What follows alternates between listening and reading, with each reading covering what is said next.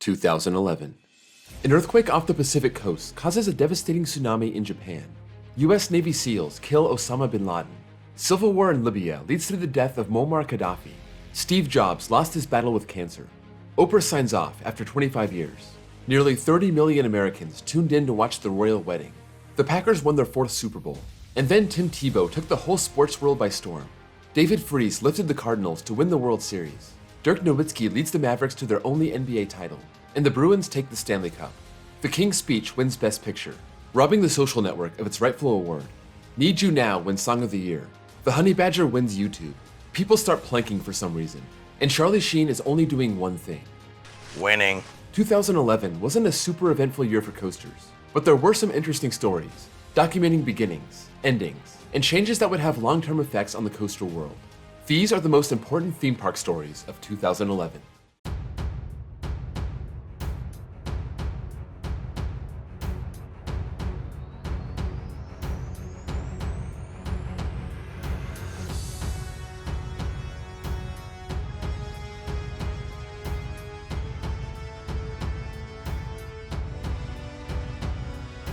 Unlike the other years I've done, this one will only have 5 entries.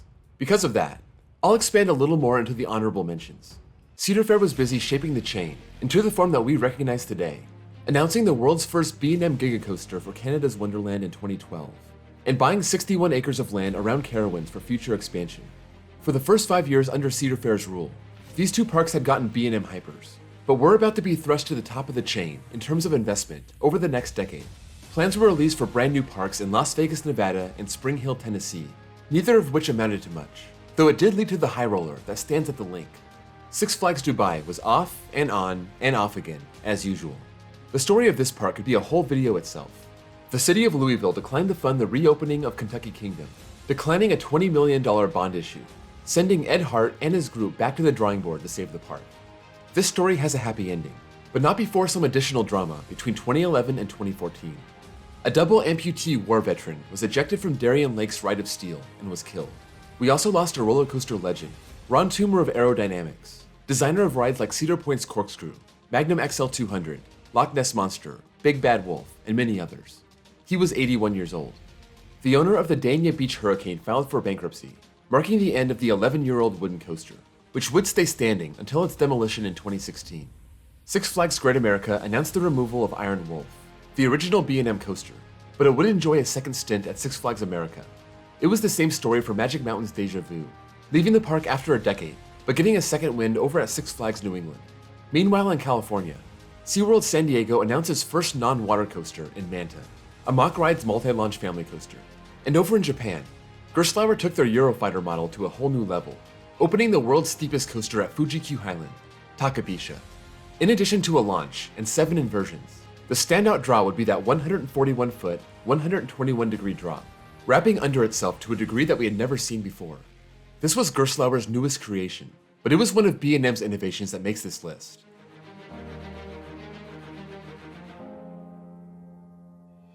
April 1st, 2011. Raptor opens to the public at Italy's Gardaland. This would be the first ever wing coaster model from B&M, putting riders on either side of the track. But it wasn't a new idea. Aerodynamics started the trend with X in 2001. S&S took the mantle and continued the fourth dimension model afterward, and Intamin followed with their Zaxpins. The thing all these had in common were rotating seats. Only Intamin's one-of-a-kind Furious Baco had fixed seats. B&M was about to bring the fixed-seat wing coaster model into the mainstream, starting with Raptor. This prototype was a lot more simple than the ones that followed, featuring elements like a wing over drop, and even a launch. B&M enjoyed a boom from the flowless coaster model about a decade earlier, but that had fizzled out by 2011. The wing coaster would reinvigorate their looping coaster collection, with 16 built around the world 10 years later. More installations than their dive coaster, with 15, or the flowless coaster, with 13, and the flying coaster, with 11, all of which preceded the wing coaster by 9 to 13 years. Parks in America jumped on this model right away, with 2 in 2012, 1 in 2013, and 1 more in 2015. But we haven't seen any since, with the rumor that King's Dominion may get one to replace Volcano, but these have stayed popular in Europe and Asia.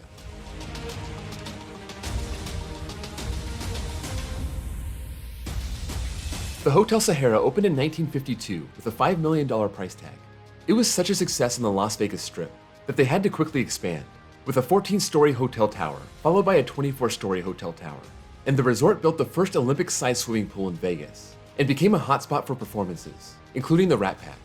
Their glory years started to wane with the introduction of newer and more modern resorts, like Caesar's Palace and the MGM Grand. The Sahara changed hands, brought in new investors, renovated their facilities, and expanded to compete with the rest of the Strip, but nothing seemed to work. As owner Paul Loden said, all you had to do was look at the Mirage and say, how do you compete with that? With all of the new resorts located on the south side of the Strip, the Sahara seemed isolated on the north side.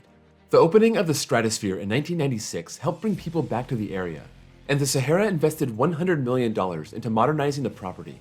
Seeing the success of the Big Shot and the High Roller on top of the Stratosphere, the Sahara filed plans for a 100-foot indoor coaster in 1998. This was later scrapped, and they moved the plans for the coaster to be located outside, standing at 224 feet. This was part of the new NASCAR Cafe, including simulators, restaurants, and a showroom. The NASCAR Cafe opened on March 2, 2000, along with Speed the Ride, a Premier Rides launch shuttle coaster with 2 launches, a max speed of 70 miles per hour, and a 79-foot tall loop, the midpoint of the ride being a vertical spike before the train did it all backwards. The Las Vegas monorail opened in 2006 and helped usher in traffic into the Sahara, and suddenly, offers poured in to buy the resort. In 2007, the SBE Entertainment Group made the winning bid and launched a plan to renovate and redesign the hotel. Their plans were approved in 2008, but were crushed by the economic crash that same year. This caused the downward spiral of the resort as a whole, and the whole north side of the Strip was hit hard by the recession. The Sahara announced that it would be closing in the spring of 2011, and Speed the Ride would give its last rides on May 1st. The coaster's pieces would be moved down to the south side of the Strip, where they remain to this day, across the street from the Mandalay Bay. Although there was a plan to move it to the Akita Retail Center later that year, that fell through. There was also talks to move it to the new Sahara Resort in 2019, sitting on the same spot as the old one, but nothing came of it. Speed has been sitting in pieces in the hot Vegas sun for 10 years now, waiting for someone to give it a new home.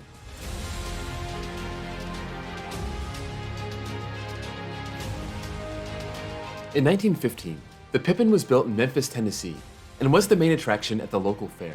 Despite its modest beginnings, it had a long run in that spot, even taking on tornado damage in 1928. The city took advantage of the chance to rebuild the ride even bigger than before, standing 70 feet tall and having almost 3,000 feet of track. The city built a theme park called Liberty Land around the coaster in 1976, changed its name to Zippin' Pippin, and attracted the hometown legend, the king of rock and roll, Elvis Presley.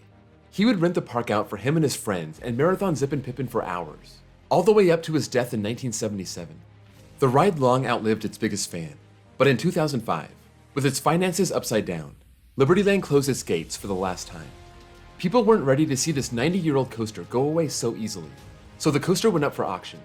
Between 2006 and 2009, the coaster would be auctioned off and sold, trying to find a viable location for reconstruction.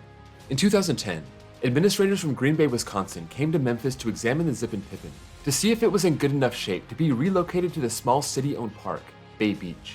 Rather than move it, the city of Green Bay bought the design, as well as the name, and hired the Gravity Group to build a replica. The total project would cost more than $3 million and caused a heated debate among the Green Bay City Council, wondering if it was worth it.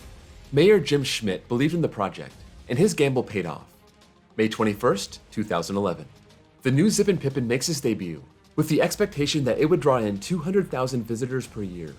In its first month, it brought in 110,000 alone, and ended 2011 with more than 460,000 riders, more than doubling their expectation, and produced a 45% increase in revenue, more than double the 20% they were expecting. Early in its third season, Zippin' Pippin gave its 1 millionth ride. Zippin' Pippin at Bay Beach may not be the original classic, but it's the next best thing, and one of my personal favorite wooden coasters.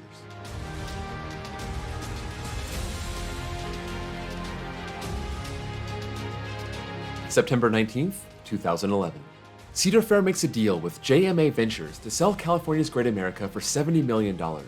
CEO Dick Kinzel said the chain decided to divest from a smaller park like Great America to help pay down its debt. What Cedar Fair didn't mention was the headache that this park had caused them over the last couple years. The San Francisco 49ers were looking to move their stadium down to Santa Clara and wanted to use the land right next to the park. Cedar Fair had sued the city of Santa Clara twice, once over the lack of an environmental impact report, and again when that report failed to address traffic concerns. JMA was apparently working closely with the 49ers and many people saw the sale as the potential death knell for the park, similar to the situation with Astroworld closing down in the shadow of the Houston Texans' new stadium. December 6, 2011. JMA announced that they were backing out of the deal that they agreed to less than 3 months prior. This announcement did not come with any details as to why, but at the same time, Cedar Fair said they reached a long-term agreement with the 49ers on parking and stadium construction, so they could coexist in the same place. 49ers president Jed York expressed his excitement about the park and the stadium's impact on the area, creating a great complex for family entertainment. Cedar Fair gave up its overflow parking lot for the stadium and allowed the 49ers to use its main lot on game days for a hefty price. The city of Santa Clara would also have to make concessions to Cedar Fair, allowing it to keep more of its revenue and giving them a cheaper lease extension. Cedar Fair fought this for years, and their sale to JMA looked like they were giving up the fight. What really happened during those 3 months between the deal and the cancellation, only the insiders know. But it turned out to be a great thing, as the park not only survived the episode, but Cedar Fair has added some great coasters since then, and completed the $150 million purchase of the land under the park in 2019.